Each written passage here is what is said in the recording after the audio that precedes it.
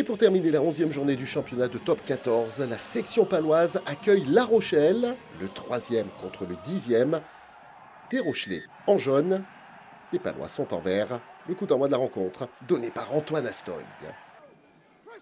On joue depuis 5 minutes dans cette rencontre. Antoine Astoy a été exclu après 34 secondes de jeu. Pau mène 3-0. Sur ce jeu au pied, les Palois récupèrent le ballon. Emilien Gaëton part dans la défense, transmet son ballon à la perfection.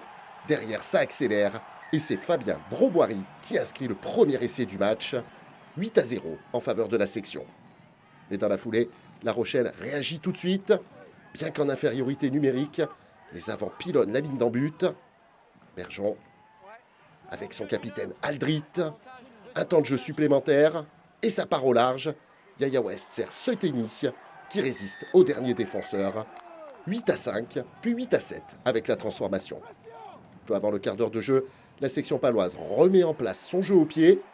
Le ballon est capté par Arfeuil, qui parvient à transmettre à Rissé-Watt. L'Australien rentre dans les 22 et transmet son ballon à Arfeuil. Deuxième essai pour la section paloise et 13-7 au tableau d'affichage. Puis 15-7 avec la transformation. À la mi-temps de cette première période, les Rochelais veulent répondre coup pour coup. Dilinitz récupère ce ballon qui traîne, s'arrache et transmet à Jules Favre qui pointe une nouvelle fois dans l'embut. La Rochelle résiste, s'accroche et revient à 15-14. Mais dans la foulée, la section paloise fait aussi montre de sa puissance.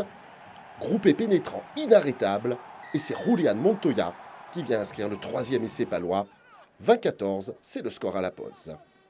En début de deuxième période, les Palois se montrent inarrêtables. Montoya rentre dans les 22, transmet son ballon à Arfeuil. Arfeuil évite un plaquage et part sur les extérieurs, où le surnombre est absolument impossible à rattraper. C'est Aaron Grandidier qui plonge dans l'embut et fait le break. 25-14 pour la section paloise. Juste avant la 50e minute, un nouveau groupé pénétrant. Julian Montoya, toujours le ballon bien au chaud.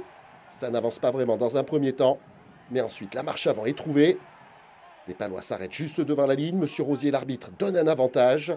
Les avants travaillent et c'est Thomas Laclaya qui vient inscrire un nouvel essai. 32-14 pour la section paloise. Mais les Rochelais s'accrochent encore et toujours. Et en puissance, Alexandre Kuntelia remet son équipe dans la partie. 32-19, puis 32-21 avec la transformation. Juste avant l'heure de jeu, les Rochelais qui sont encore plus précis. Nignashvili passe au sol et se relève et transmet son ballon à Dilinitz. Nouvel essai Rochelais. Et l'on croit que le match est reparti pour un tour avec ce score de 32-26.